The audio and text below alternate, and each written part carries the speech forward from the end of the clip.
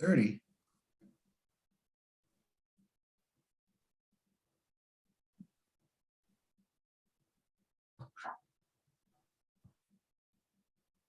Welcome everyone. As everyone's logging in, we'll give it a few minutes just to make sure everybody's in and enabled and good to go. Looks like we're attended. So good afternoon, everyone. Welcome. I'm Amy Blythe, Director of Parent and Family Relations, and I'd like to thank everyone for joining us for today's presentation, Artifacts from the Archives with Thomas Lannon. This is just one of many parts of our week-long virtual reunion celebration. So thanks for being here.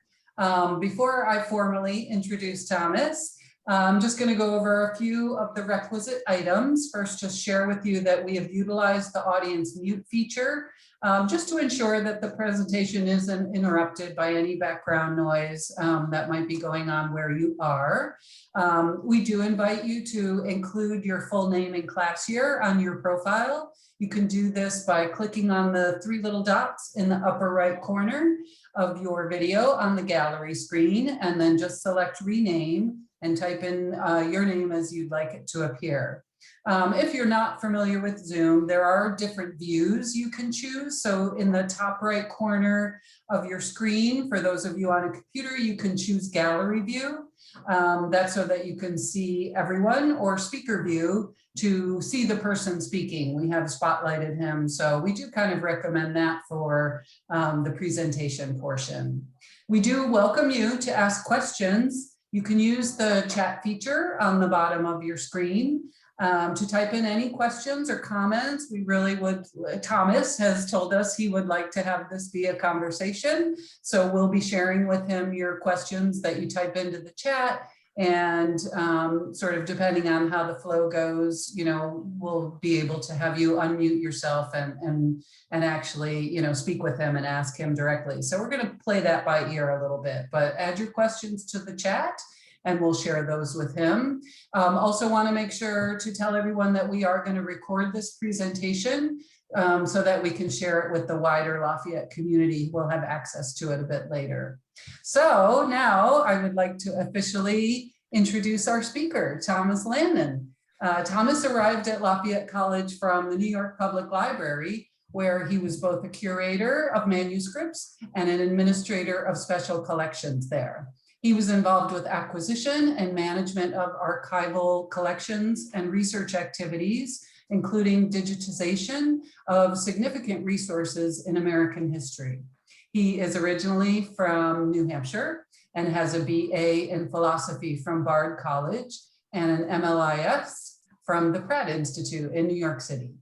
Thomas is a member of the Grolier Club and is an avid collector of paperback books and awesome vinyl records. We'll have to discuss your vinyl collection someday, Thomas. Okay, thank you, Amy, for that. I forgot I had mentioned the vinyl record thing in the bio. That was, I don't know why I put that there. Try to personalize myself.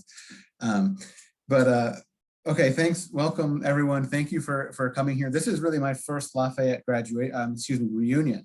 You know, I started in January of 2020. Reunion was challenged last year due to COVID, and this year we're remote. So I still haven't been on campus for a reunion, and I really look forward to being here when there is one and hosting everyone at the library. Typically, this kind of event, I believe, happens at the library where everyone can come into the reading room and look at items from the archives. And so I'm trying to kind of recreate that experience here via Zoom. So thank you for your tolerance and your patience with me while we try to do that. You know, Zoom can do a lot of things well, but it still can't really foster sort of in-person conversations that we really believe in the library, and that the collections can kind of engender. So hang tight while we try to do this. So thanks everyone for being here. I need to share my screen now.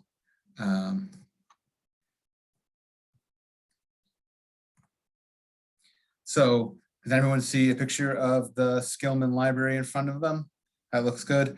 Yes. Okay. So I'm talking to you today from somewhere up there in behind the glass. I'm talking to you from Special Collections and College Archives, and just wanted to just say a word about Special Collections and College Archives.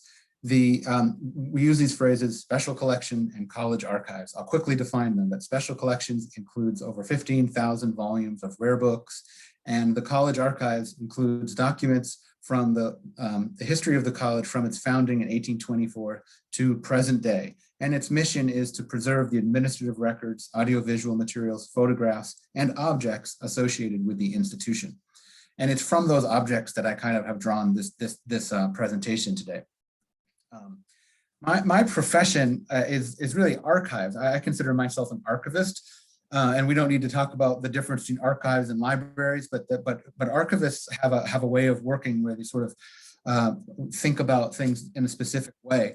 And I don't want to be pedantic, but I feel like I can be a little bit about how I define artifact. But it's important that we talk about what artifacts are. Artifacts are physical objects that are made or modified by human culture. An artifact isn't simply a thing, it relates to culture. It's a three-dimensional object that's held in archives, but it has value. It has information value, and that's something that I think is really important to see these objects that we're going to be talking about today as things that represent informational values. And I'll leave the last one off because the definition for it doesn't make sense to me yet. So again, I'm trying to do this to say that we're not just simply touring through the archives and looking at objects and sort of and thinking, hey, what's this? But we're really trying to engage with material and to see what they can tell about the history of the college, about the history of the Lehigh Valley. And this is really what the type of work we're trying to inspire in the library when students interface with the archives. I'm interested in, one of the reasons why I'm very interested in Lafayette is that it's sort of the timeliness of its founding. You can't read these letters, and I'm not expecting you to. Increasingly, no one can, because cursive is so difficult to read. An important challenge in the future will be to kind of decipher these documents. But what you're looking at here is two letters. One is from James Madison Porter to George Junkin, the first college president, and the other is from George Junkin back to James Madison Porter in 1832, the spring of 1832. So we know that right now, in 1824, we have, in 2024, we'll be celebrating the bicentennial of the college charter, but classes only started in 1832. And so it took a while for the college to get in action. So this letter right here is an exchange between the first president, George Junkin, sort of getting things set up for the classes that would happen in the fall of 1832. And we say classes, but really we know it was a manual labor academy, which we can talk about in a moment. This interesting print right here is this is the James Madison Porter's address before the literary societies of Lafayette College at Easton, Pennsylvania, on July 4th. This address kind of kicks off the college with the mission and ambition of James Madison Porter. I won't go too much into it, but I have some facts about this, that he delivered this address around 7:30, I think p.m. after the Declaration of Independence was read. James Madison Porter, who was then the president of Board of Trustees, delivered the address in the evening. Some music was played and a closing prayer was offered, and then a benediction was delivered by President George Junkin. So this is this document isn't really an artifact because it's a text, but artifacts from this time period are very difficult to find from the 1832 period, sort of college founding. I mentioned that and some of you may know that the college began as a manual, sort of manual labor academy, which was not uncommon at the time. It was in addition to study, the school had basically a manual labor department. So it had academic departments and also a manual labor department where the chief work consisted of farming, manufacturing trunk handles, and irons for cultivators. This phrase cultivators is interesting. I believe it simply means plow or items used for farming. I have seen references to one of the trunks were very successful. The making of trunks for for moving materials around was successful, meaning that the students were making trunks. And they also fabricated this something called the Lafayette plow, which I would love to find. And I haven't found, I don't know if we'll ever be able to find one, but the students sort of made something known as the Lafayette plow, which was in great demand, potentially. So at the time, the school year was 44 weeks, which is a lot longer than today. And likewise, different from today, the rate for first term for tuition and lodging and the use of tools was $40 per year with a board of $1.50 per week. So that's sort of the background of the college, sort of its earliest history. It's hard to find artifacts from them, but I'm hoping to keep going and try to find some. But we do have this item, which I think is very interesting. I think I have the text there on the side, as you can see. It's a Quran stand or a rehal, which is a book rest used to put sacred texts on, or holy texts, but it was used really to hold books, non-Western religious books. The records say that it was carved by George Junkin, but I'm not sure that that's true, and we need to sort of look into that. But it does suggest that George Junkin, the first college president, he used this stand, and upon it, he likely rested, I would think a Quran, or it could have been a text from in Hinduism or Sikhism, but it suggests that he had an eclectic reading habit, and that this text, this stand kind of speaks to George Junkin's worldliness in his approach to faith. And we need to sort of look more into this item, but it is an interesting artifact that will open up the time period to sort of for students.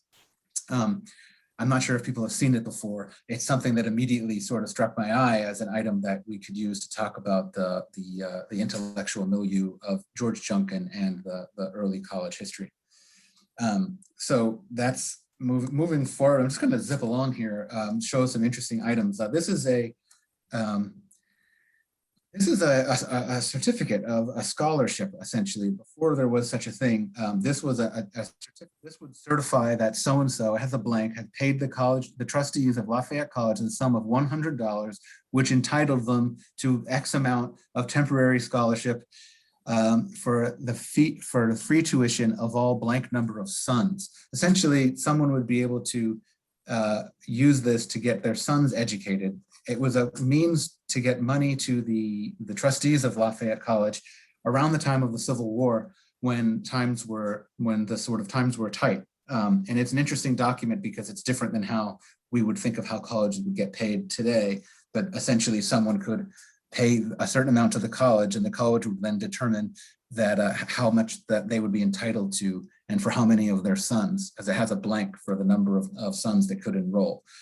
It's again, thinking about putting this in the larger context is a challenge about what was happening in the United States. Money was tight around the time of the Civil War, and this was a sort of a way to get people to invest into the college. And you can see it says endowment 100,000, thus sort of guaranteeing that the college had a certain amount of funds that they could use to back up their educative mission.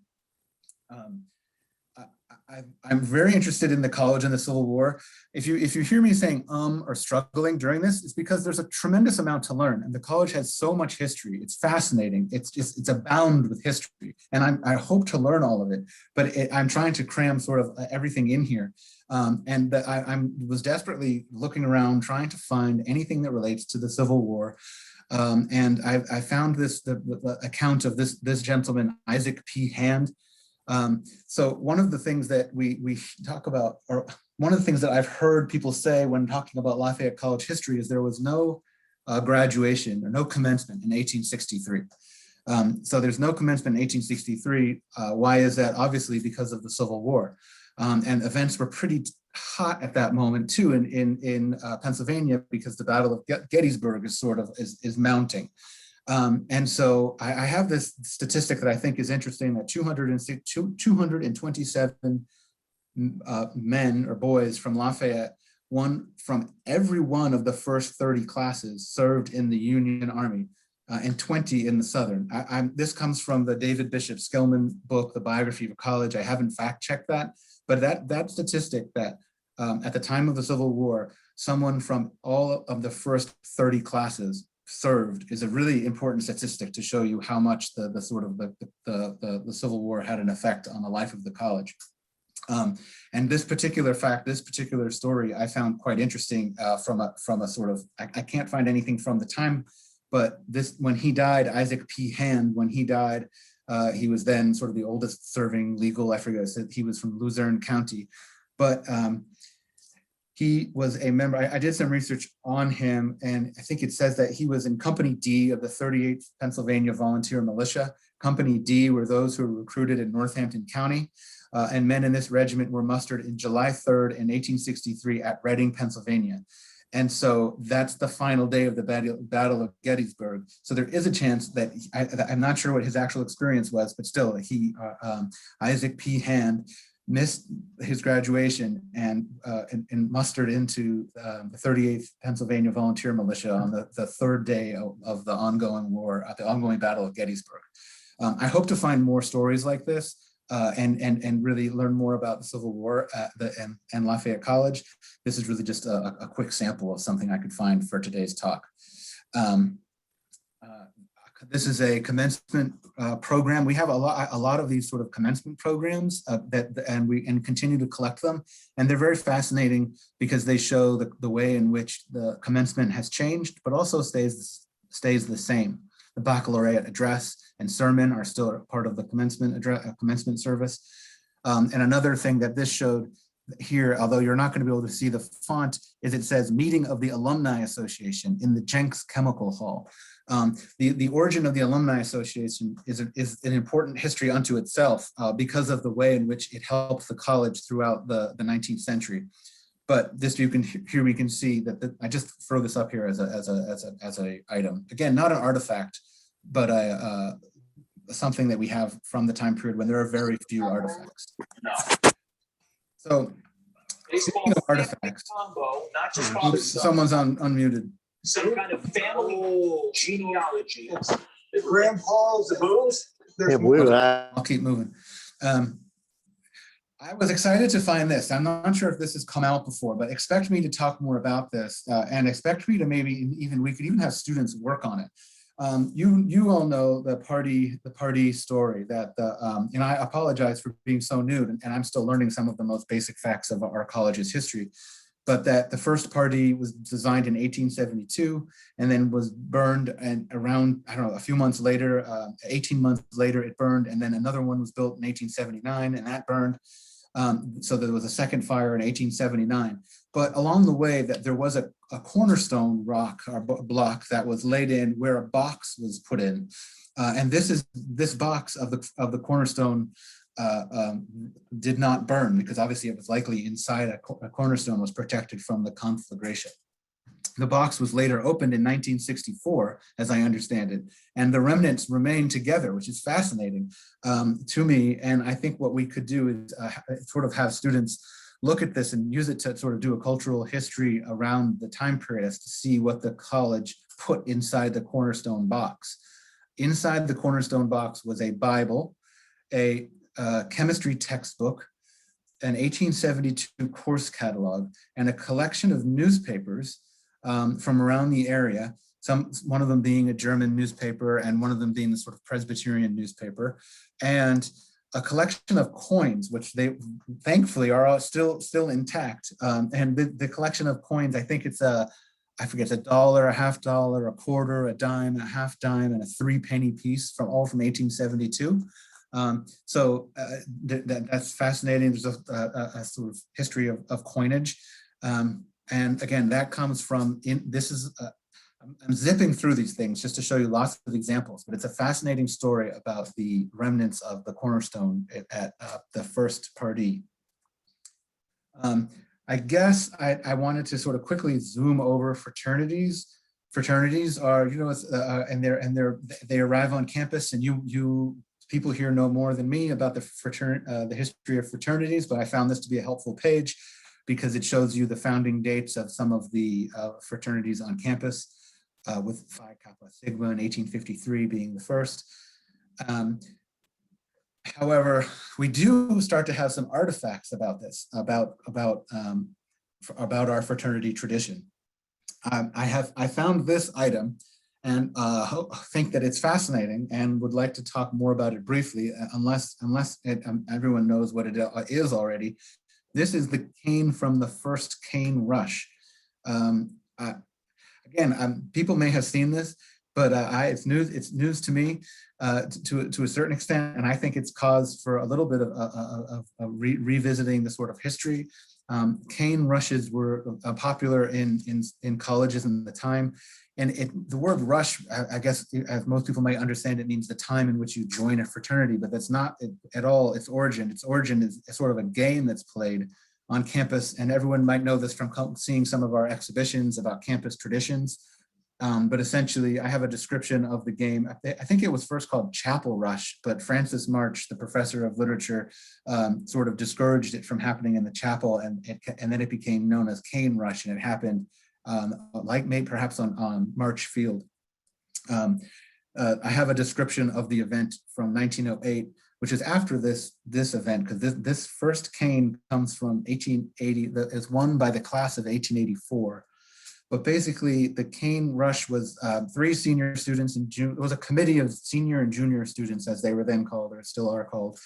And that committee then put together the 2 teams of freshmen and sophomores, who then had, I think, I'm not sure how many representatives of each class came forward, but I've seen a description where there were up to 8 of them, or maybe 4 on each. I'm not sure how many young boys were on the team, but they were lined up 8 paces apart, and each had 1 team member hold a single cane. So they stood on either side of the cane, and after 10 minutes, at the expiration of that time, the class which held the cane in the other's territory was declared to be the winner. So this was a great tradition that happened on the college campus for years until it was phased out. That full history should be revisited. But it's great that we have this original cane so that we can talk more about the origins of fraternities, and that, I mean, almost even to see some of their sort of innocent origins, rather than to see the cane as a sort of become something quite different in the 20th century, I believe. But this cane was simply part of a sort of rugby game. Another fascinating thing that I think that students could benefit from seeing these days are slide rules. I'm not sure of the age of people on this call, but the slide rule is a very important item that people who were born after 1970 may have never seen. And maybe people who were born before 1970 don't know how they worked. They are somewhat, I don't know, wrapped in mystery. It took a form of expertise. We're lucky that we have a slide rule. I think this was a student slide rule. I'm not sure the exact date of when it was used, but it's this Kufel and Essler, which was they were a producer of German. They were based out of New York City, but they made scientific equipment. And this is a slide rule. I'm really excited about showing students slide rules because to see what life was like before calculators, and how sort of how mathematics was done in an age before computers is an important discussion. And I'm glad we have at least one slide rule here. Thinking about this type of thing, though, I was wondering what in the future would be similar. And I found this. It's a mouse pad. I think some of our students today might not even know what a mouse pad is, because I mean, most people are not using mouse pads, but we do have a mouse pad in the archives. And I think that in a few decades from now, mouse pads will be seen as a very bizarre remnant of the past, a relic even. So I wanted to take a picture of this to show you that we could put a mouse pad next to a slide rule. Another interesting item that we have is, we're zipping right along. Aaron Hoff was the first class of Lafayette, was a member of the first class of Lafayette, and also the first African-American student. Interestingly, a few years ago, my predecessor, Diane Shaw, and some students in around 2002 put together, this was the 100th anniversary of Aaron Hoff's death. Lafayette student raised money to put up a new monument to replace this brick, which had been in Easton Cemetery since the death of Aaron Hoff. And we still have the brick here in the college archives. And this really, while it's wonderful that the brick was replaced with a really outstanding new monument on Aaron Hoff's grave, this brick is very poignant because it was the marker of his grave for 100 years at Easton Cemetery. And so more can be said about that, that it was a small marker. The Hoff family were from Easton.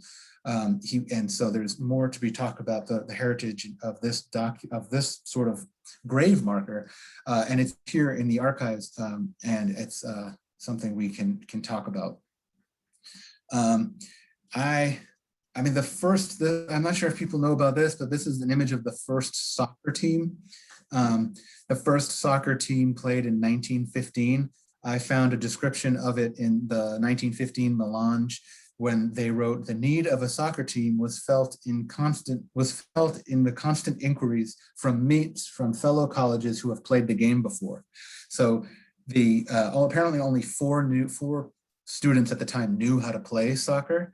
And so it's very different than today's team, which, as we all know, played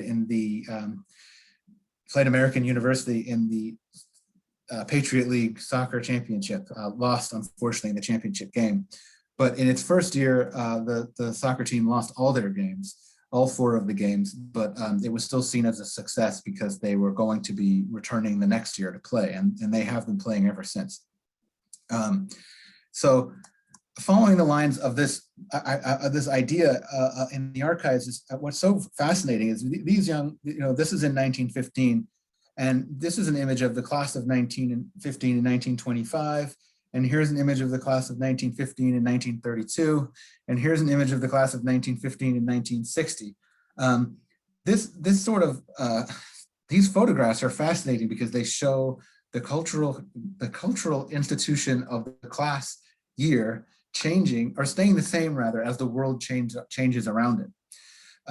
So they have children, their outfits change. But so this idea of the reunion, I think, is a really fascinating idea because it shows how young and old interact with one another around something like an alumni weekend or alumni event, and have these sort of moments to come together in different generations. So another sort of interesting thing is we have these buttons. I mean, this is meant to sort of inspire some love for the college to see these types of things. But this is the class of 18 sort of buttons. This was Lud White. I think his name was Ludlow White, forgetting his first name, but he went by Lud. And it's great to see the buttons change. But in the 10th year, there's this big number 18. But by 1968, the button is not really a button anymore. It's now made of plastic. So you can sort of see the shape of the sort of ephemera related to the college and to alumni events change over time. This is we actually have an outfit that the class of 1915 would have worn. I don't think this is in fashion anymore, but in the old days, the classes actually had their own jackets and hats to mark there as they walked around the campus to sort of convene at different parts of the campus. This is an interesting item we have in the college. I'd love to collect any information about this. This was apparently the original sign for, not the original, but a sign for the college bookshop. And we don't know too much about that college bookshop. That I think that the write-up is that the old college store sign once pointed the way to the bookshop and post office in Old McKean Hall. But that McKean Hall is gone. So now, but this sign remains.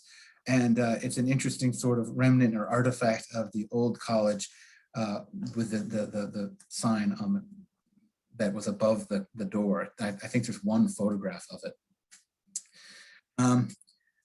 Again, this is sort of things that people might know, but I just wanted to call it out that that while we are remote due to the coronavirus epidemic, and I guess now it's off its effects, that the college also closed and it was disrupted during World War I, and especially in 1918 when the Spanish influenza swept across the crowded campus. 2 fraternity houses became camp hospitals for nearly 140 enlisted men, and women from Easton volunteered to nurse the sick, and the epidemic was responsible for 7 deaths on campus. So these are images from what was called Camp Lafayette during this time, when the campus became essentially a military base during and also then a sort of a hospital, during the influenza.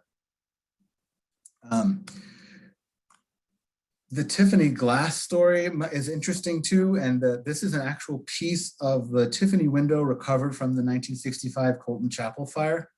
I may not need to tell people of the long connection of and the important connection of the Tiffany Glass Company with Lafayette College that originated from Louis Tiffany marrying Louise Wakeman Knox, the daughter, and then college president, Reverend James H.M. Knox.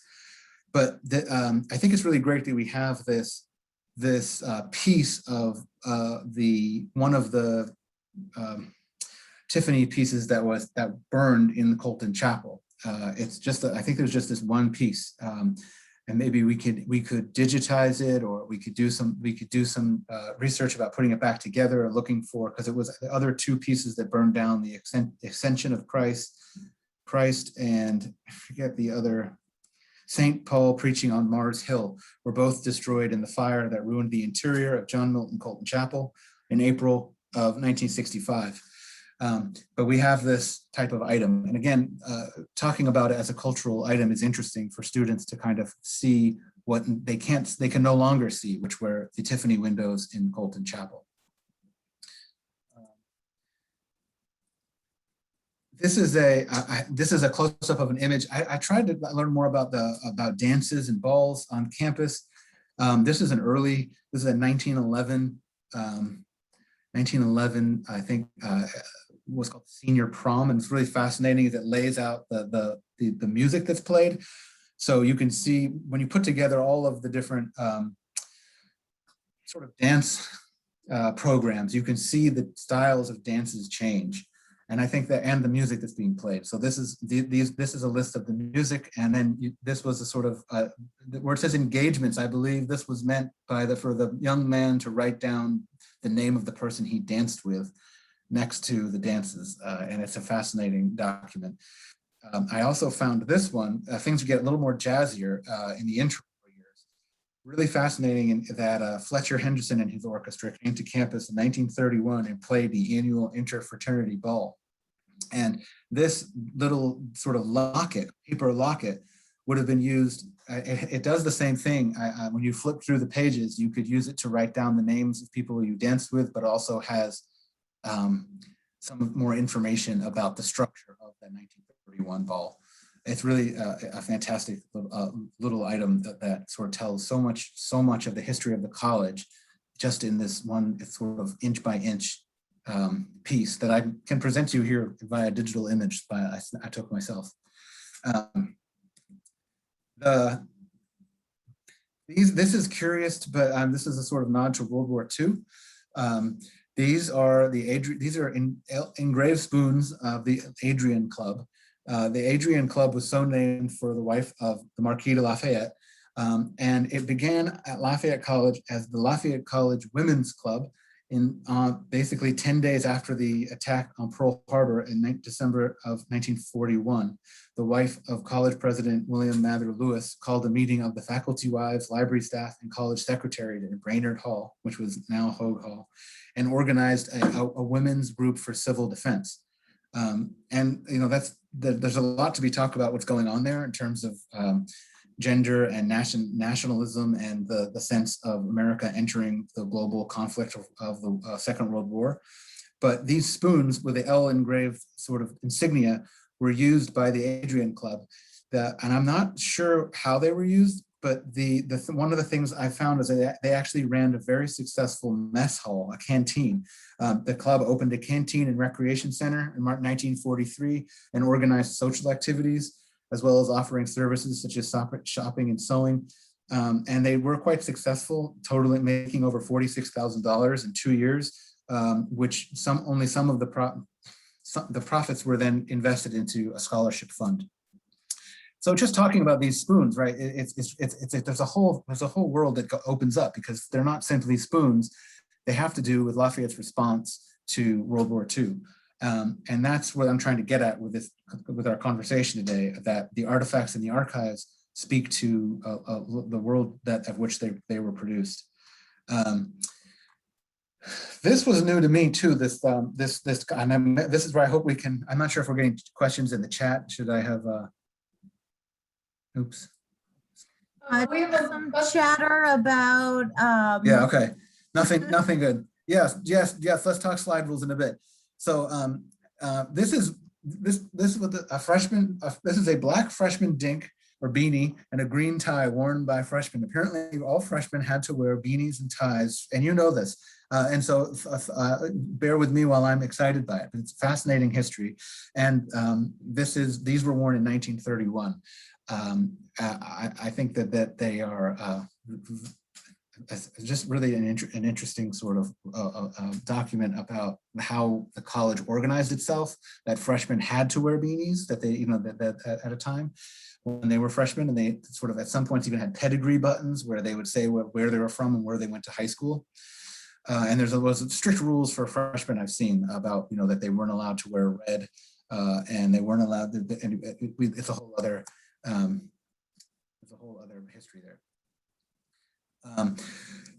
We have a full tea service that I guess I just threw this in here. You maybe have known this, but this full tea service was removed from Zeta Psi to the college archives, thankfully so, where it's preserved, but speaks to some of the splendor of the Zeta Psi fraternity at mid-century.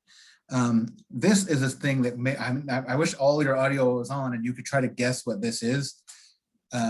I don't think many people today would look at this and say, "Oh, I know what that is." But and maybe I'm being foolish for saying that, but I certainly don't see these being used anymore on campus. It's an ashtray. So this was produced at the Lafayette College Foundry, and it's an official Lafayette College ashtray. Likely was used in probably many an office, and no longer so. I'm going to sort of throw some footballs in here to try to sort of talk for a second about, because that's what we have. We have a lot of historic footballs. This was one of the earliest, but my favorite is this 1937 and 1940. These were both undefeated seasons, and the 1937 season was the first season of Edward Hook Milan as head coach. And as I understand it, in 1936, the Leopards were 1-8, but in 1937 they were 8-0, and it was undefeated season, and they did not allow a single touchdown in any of the games. So it's really an important football, because you can't see it from here, but it says it has it's a championship ball, so it has the outcome of every game, where they're filled with zeros with the opponent scores, ultimately with Lafayette beating Lehigh in the final game. So these footballs are in the college archives and are not on display down at the field house. We have a piece of the goalpost from 1959, a tradition that is no longer followed, of the knocking down of the goalpost or tearing down of the goalpost, which some people may remember. But this is from a 1959 game, a good one, Lafayette 28, Lehigh 6. And it is made of wood. I think the new goalposts are no longer made of wood. But we also have, what's exciting is that this is a close-up of the Lafayette elm, an English elm that came from the English elm on campus here that fell during Hurricane Irene in 2011. The College Hill lost this really an important tree. And I think that this is, again, a fascinating document, because that tree, the English elm that sat on the edge of the quad near Hogue Hall, was possibly older than the campus, older than the college. And now we have this piece of a tree, which is an artifact. And as students increasingly turn to thinking about environmental history and thinking about sort of what the environment can tell us beyond the sort of our involvement with it, that this tree could be dated There's other things that can be, the other stories it can tell, because as an object, it predates the campus. It's really a fascinating, I'm sorry to say fascinating so much, but this English elm and the remnants of it that are scattered throughout campus is one of the important artifacts that will allow students to sort of use the archives to sort of understand the history of the college. Especially in ways that they can no longer can. This tree is not standing. Colton Chapel is not standing. The tradition of tearing down the goalposts does not happen. So the archive is really a place for students to kind of understand and become closer with campus traditions that may or may not have their place anymore. Also, most importantly, is our archive and material related to the Marquis de Lafayette. Where we have numerous artifacts and of astounding nature, and it's really a fascinating and wonderful trove of cultural history.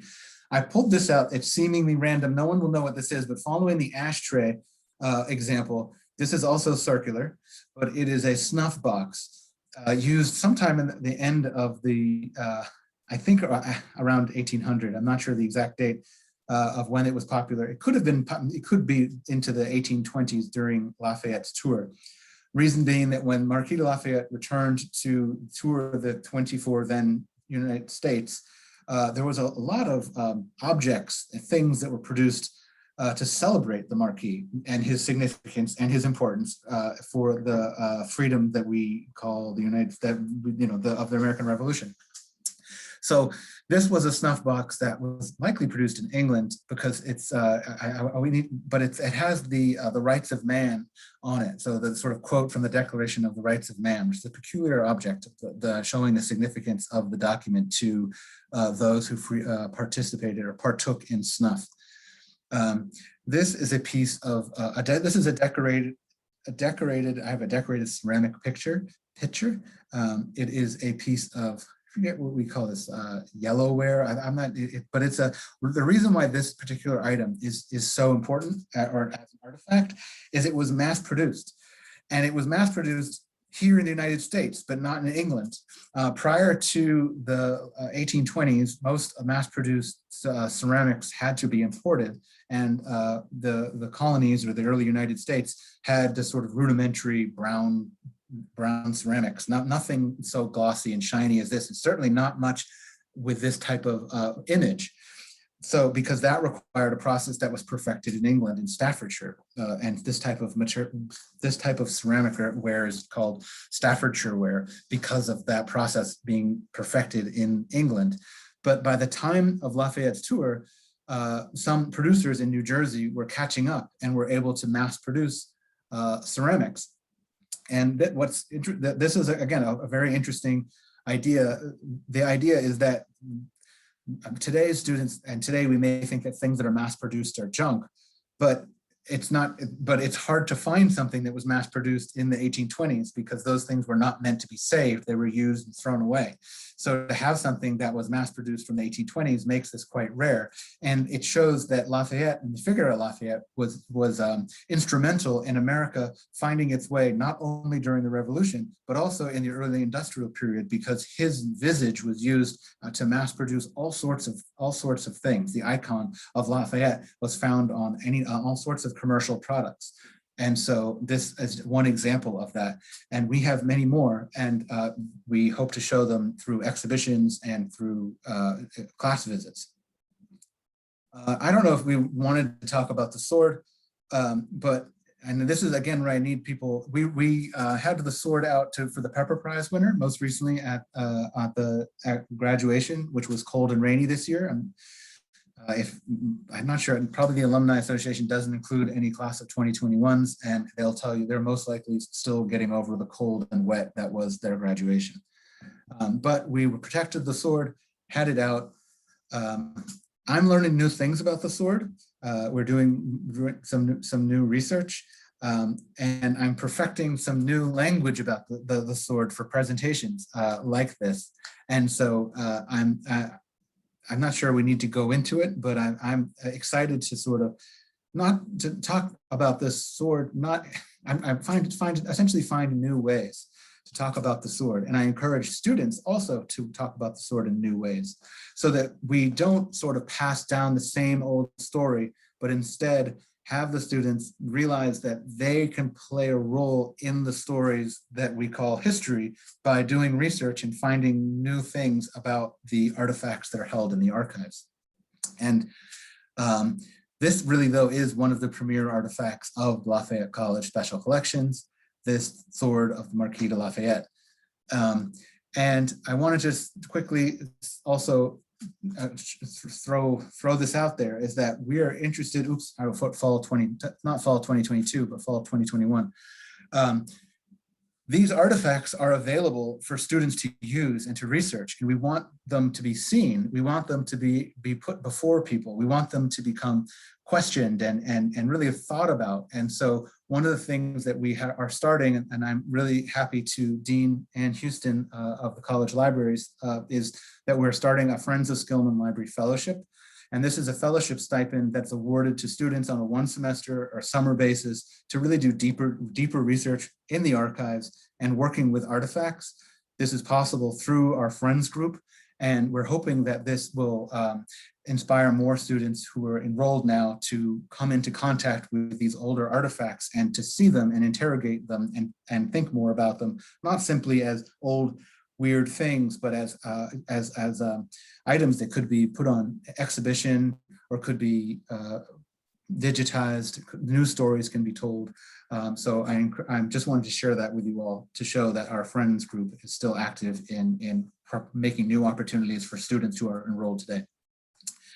And lastly, I'm going to end up, I hope we have some questions, and if you want to contact us, you can do so at archives@lafayette.edu. We want to talk to you. We want to hear about the things you have, and we want to engage with you about how the archives can tell the story of Lafayette in any number of ways. Each person has their own story, and I'm interested in talking to you all now or later or via email or via phone. So, but if you just start off this way, this is how you can first reach us. So thank you very much for putting up with me during this. It's an honor to be a member of the Lafayette College and to work at Skillman Library, to be on campus and to sort of be near these traditions. It's a great privilege, and I look forward to hearing from you more. Thank you. Thank you, Thomas. Really appreciate that. I learned a lot, and I'm sure others too. We did have a couple questions. The first one was something that you may have addressed, but I just want to make sure the alum gets, her answer. She was asking if you could tell us how we acquired Lafayette's sword. Oh, yes. Well, the Lafayette sword was a donation. We like donations. There's a short version and a long version of that. The short version is it was presented to the college in 1932 by the Baroness Monica von Militz, who was I'm not sure of descent, what sort of descent she was, but she was a baroness in Europe. And that's the short answer. The long answer is Lafayette was awarded the sword in 1791 as the commander general of the National Guard of the people of France when the revolutionary government was in charge and the people had the helm. But he also took on a position through his status, and Louis, the King of France, gave him a position of Lieutenant General of the Arme du Central, the Central Army. I have a bad French accent, unfortunately, John, but and so he had this dual position. He was both in charge of the National Guard and in charge of the Central Army, and this got him into trouble. And he got into so much trouble that Robespierre put an arrest warrant out for him, and he had to leave France. And on his way out of France, he was arrested. And when he was arrested, he was imprisoned, and the sword was taken away, and it was held away from him for that time period. And I'm not sure of the history between 1792 and 1932, but it came back to the college in 1932. The history, that's the long answer. That's awesome. Thank you so much. And speaking of donations, you said you love donations. Jan Clark, class of 77, said, do you want her slide rule from 1973? She said the yes. co-ed before slide rules went away. Well, if you could oblige me for a quick moment, I think that slide rule is very interesting because we are actively collecting and telling the stories of women in STEM, women in the sciences, and trying to tell the story of that women were always, not always involved with sciences, but looking for ways to show how women were involved with the sciences. So I could imagine that slide rule would be really celebrated, and it would be really fascinating. And I would love to talk more to you about that slide rule, but could you, I might not keep this chat. So can you email me? And we definitely want the slide rule from 73 from Jan Clock, class of 77. Fantastic. I'm not joking. That's great. Yeah, so Jan, I don't know if you want to jump in to comment, or you can just follow up with Thomas via email at, what was it, Archives at Lafayette. I'll see the email. I will. I'll follow up. Thanks so much. Thank you, Jen. Slide rules I think are really fascinating, and I think you'd rather have my calculator though, my $99 calculator. I'll talk to you. Yeah. Okay, let's do that. Yeah. Okay. Yeah, that's great. Calculators are harder to preserve than slide rules on account of the batteries and potentially how they run. But that could be an interesting challenge. And I'm also interested in the challenges of digital preservation, which I hope to talk more to you guys about in the future as we begin a program. But that is a totally different subject. Yeah, and lots of support for bringing back the beanies, or rather the maroon blazers, and the reunion gear, the hats and blazers. So lots of interest in reviving that. I can only join you in that. I can't make it happen. I can only sign I can only say that I'm also interested in that. I will say that if you look at the way the professional sports teams are running, they do a lot of throwback jerseys. And I think that Lafayette could explore maybe making a few throwback athletic gear modeled on the past. I'm not sure the beanie would work, but certainly maybe a throwback blazer for a future event would be fun. Love it. Trying to see if I missed any questions. Feel free to ask additional questions if you come up with them. Yeah, and Chris Tomick mentioning that tomorrow night, this event about the Adrian Club. That's awesome. Oh no, learning more. Excuse me. Tomorrow night, the Extraordinary Life of Madame de Lafayette. Tomorrow night at 6. Definitely attend that. That'll be awesome. Yeah, and then just a couple, points of interest, comments. Someone said, Linda Wilcox, class of 79, said Old McKean Hall was part of Dorm Row, where yes. House is now. Where, which house? Where Kirby House. Right. And then some people commenting about the first year student, the freshman beanies tie. Bob Singer, class of 65, shared that in 1961, they had to wear maroon beanies, no ties. And did somebody else say something about that too? So, in 1962, Rob tells us freshmen did wear beanies. So that sounds like that tradition held on for quite a while.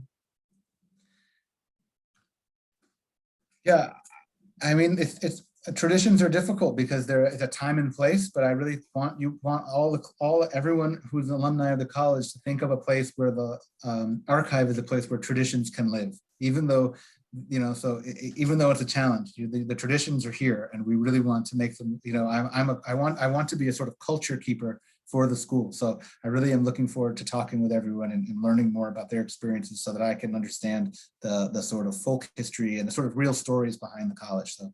Yeah, as a new employee, it's a challenge, but I read every day about the college, so I'm learning more. Love that. Yeah, Phil Taylor, class of 66, shared that he still has his 66 dink. Well, you may want to hold on to that, Phil, but someday put it in you can talk to us. I'm not sure, what else you have, but you may have other items besides the 66 dink, but that must be near the end. I'm not sure when the last